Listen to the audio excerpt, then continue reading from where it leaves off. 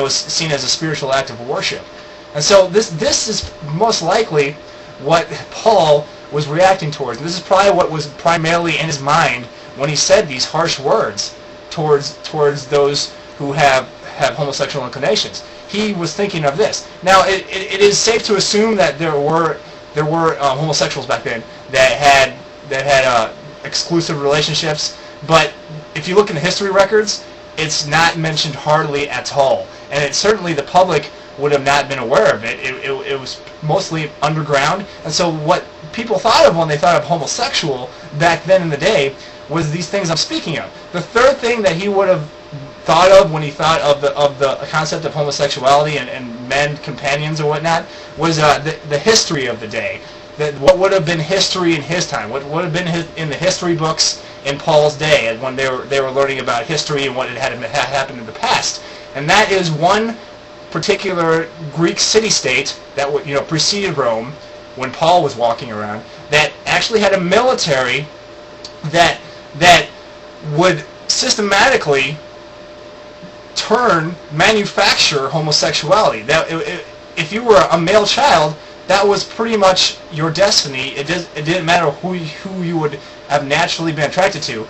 When you were 12, 13 years old, you were given to about 23-year-old host or military companion, if you will. That man became your companion. You would have sexual relations with you, thus giving you the desire for same-sex relations, whether that was your natural inclination or not. And then you would have that military companion.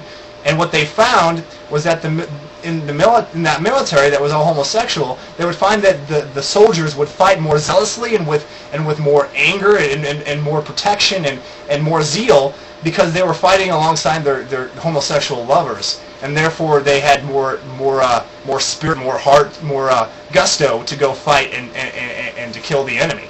And what happened when you turned 23? When you were 12 years old, you were given to a male host. When you were 23, you were given then a 12 or 13-year-old boy to be your companion, and then you would have sex with that person, and that would be your companion. And then when you were 30 years old, you would retire from the military, and then your companion, who would then be 23, would take up someone else. So this was just a system that they used to make a strong and zealous army. And of course, it's kind of funny. When they were 30 years old, you were then expected to take a female bride and then to produce children for the Greek city-state. It was like a patriotic thing to do, and they always had problems because then, of course, the guys didn't want women anymore. They wanted men. They would a lot of times have to dress up the women as men to get them to sexually consummate themselves with the women.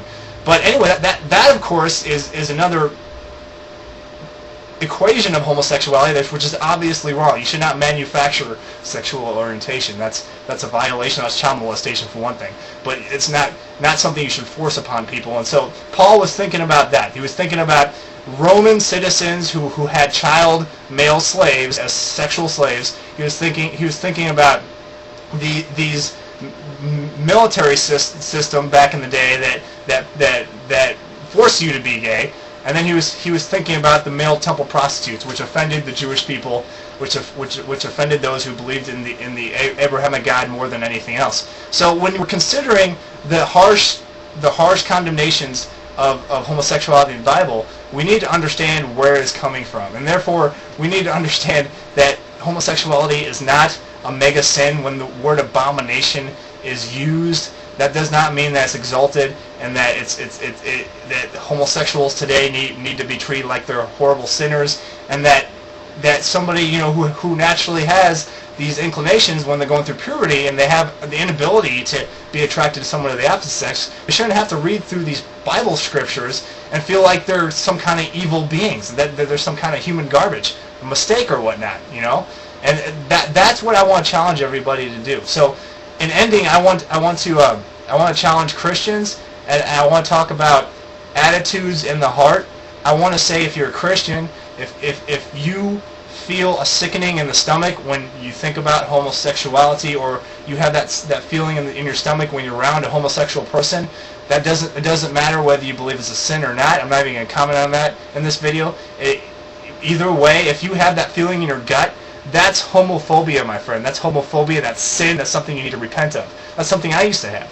So I understand. So I'm not condemning you, but you need to repent of that. You need to learn to see them as equals, as human beings, and not have that feeling of disgust within your gut, because that is fear. That is sin. That's something we're conditioned to have.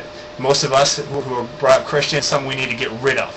So please, I would like to challenge Christians to get rid of their homophobia. Secondly, to all human beings, I would just like to set out this standard. Even though it sounds like I'm defending homosexuality, as an orientation, I would like to say to all humans everywhere, to have sex outside of a lifelong commitment, that's not what God designed us to do. And I think everyone knows innately inside of them, whether you believe in God or not, that's the way it's supposed to be. And the only way you get away from that is if you lie to yourself. So even though I might be saying, we need to not treat homosexuality as some kind of horrible disease, I'm also saying that sexuality still needs to be monogamous, still needs to be in certain confines. So I just like to put out that there for you. There's my video for the homosexual community. There's my video to challenge the Christian community to think about this, to do research. Please read books on both sides of the debate. Do some critical thinking about this, because I think the way that the attitudes that are out there right now need to be reformed. They need to be reformed, and we need to start thinking about this differently. And we need to be treating people that are that way of no fault of their own, just like we would treat anybody else. And so that's my video for homosexuality in the Bible. Take care, and I'll see you next.